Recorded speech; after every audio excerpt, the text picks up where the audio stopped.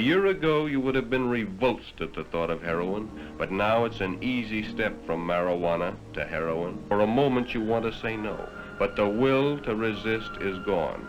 You are an addict, and your total effort in life is to obtain money to feed your habit. Withdrawal, the nightmare of the addict. You live in constant fear of not having enough heroin to keep your habit supplied. So you turn to the only thing you can that will bring your kind of money. You become a call girl. You support that $50 a day habit, but not for long, because your looks begin to disintegrate. Your clients will no longer pay your price. You go from call girl to streetwalker. Then on your 20th birthday, you're picked up for soliciting. Jeanette Michaels, age 20, white, Caucasian drug addict.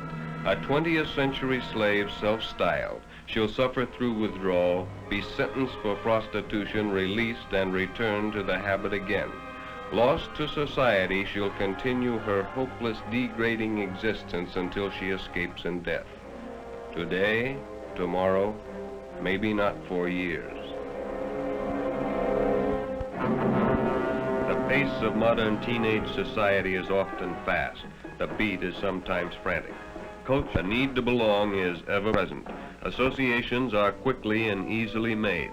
Boy meets girl. It often takes experience and maturity to arrive at wise decisions. A friendly, outstretched hand, an engaging smile, an offer. It is second all, or more commonly referred to as a red. But to the group, it's a means to an end. What can be the harm? After all, the 20th century is run on pills. A pill for extra vitamins, a pill to go to sleep, a pill to wake up. Why not a pill to make you feel good? But that small red capsule is a dangerous drug to be administered by a competent physician, not by a newly found boyfriend.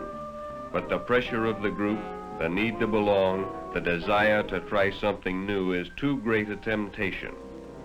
But the effect isn't long and lasting, and when the drug wears off and the coming down, as it's called, takes place, you feel let down and tired. But more persuasion, a greater need to belong, and it isn't long until you try again and again. You try new things, the hypnotics as they're called, seconal or reds, nembutol or yellows, tuinol and phenobarbital, and the stimulants amphetamine, dexedrine, and benzedrine or bennies. You begin to lose track of your friends because now you belong to a group that must move in a veiled world of secrecy, because what you are doing is against the law. The constant fear of apprehension.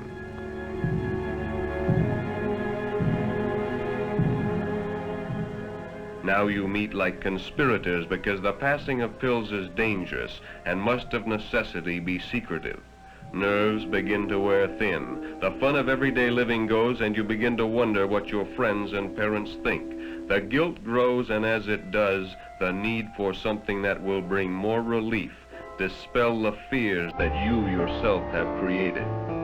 You become more dependent on one another, but your pleasure in each other's company becomes less satisfying, and you depend more and more on the pills to help. Finally, the pills are not enough, and you're ready for the second act of your three-act tragedy.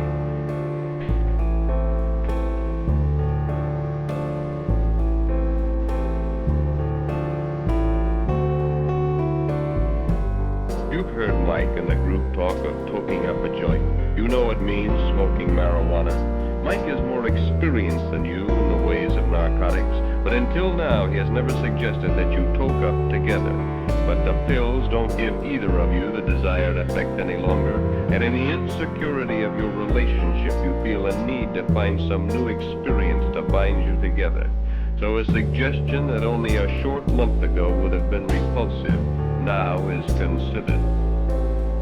The smell and the taste are anything but pleasing. It makes you cough and your throat becomes dry and hot. You feel like you're floating. You concentrate on one object, a tree in the distance. It's called fixing. As you concentrate, time slows down. You hallucinate, that is, you dream. This is called tripping. Your depth perception is affected.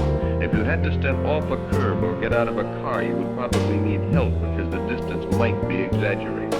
On the other hand, distance might seem to diminish. As with alcohol, the problems don't disappear, they only temporarily seem to vanish and return with jarring force when the effects of the drugs wear off. But when you get on narcotics, it's like starting a never-ending downward tailspin from 30,000 feet. You become less sure of yourself, your surroundings, your friends. Quarrels are more frequent with your parents and loved ones. You try to convince yourself you're right, but deep inside you know you're not. You lose your sense of values. You think of little else but another blow-up, your newfound language for smoking marijuana. You've completed the second act, and the third act curtain is just about to go up.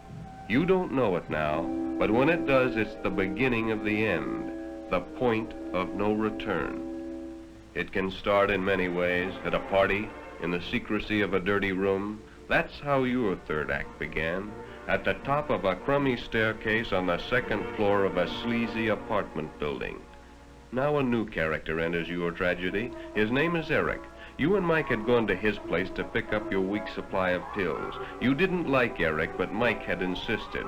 He'd welded you to his code of secrecy and forced you to help push the pills so you wouldn't cop out on him. A user learns to trust no one, not even his best girl. You sat toking up. It didn't give you the kick it used to. Eric, like all addicts, knew this.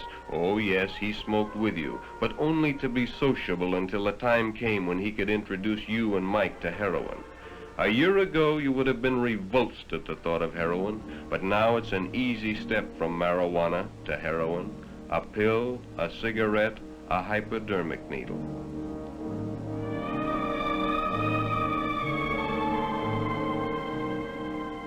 Even now you're afraid. What will it be like? First you'll get a burn, that is, a feeling of warmth will slip over you, and then you'll become nauseated and get desperately sick. Finally the retching will subside and you'll have a sustained feeling of sensual excitement which will lapse into a state of euphoria or well-being. But it won't last, and when you come down you'll be in the depth of depression, consumed by a cancer of guilt.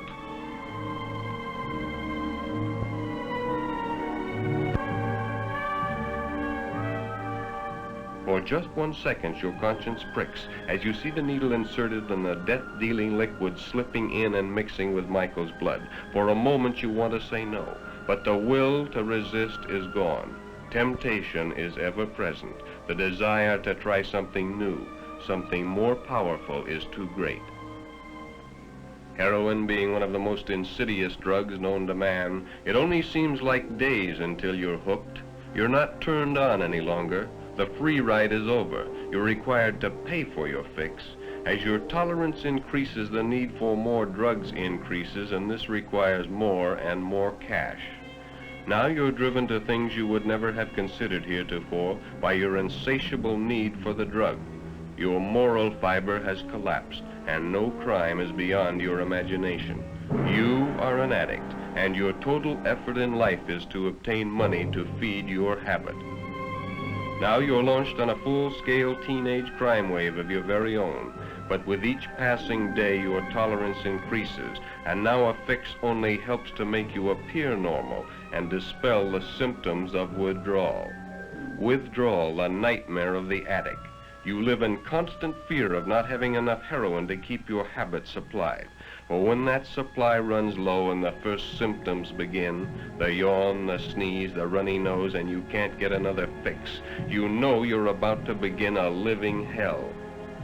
First you're burning up, then you're freezing, then the cramps and pains begin.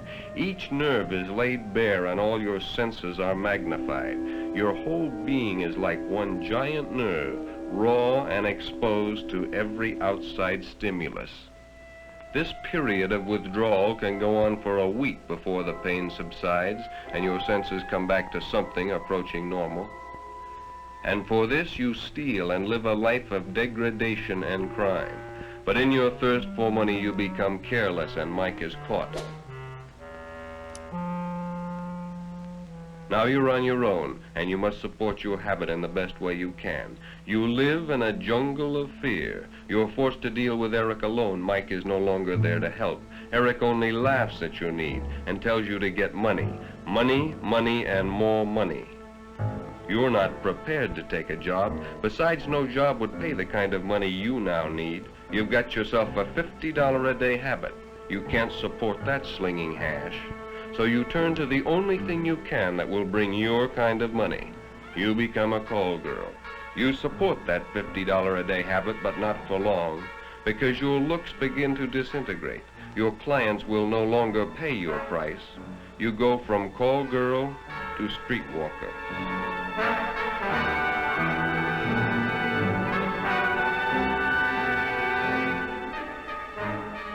Then on your 20th birthday, you're picked up for soliciting.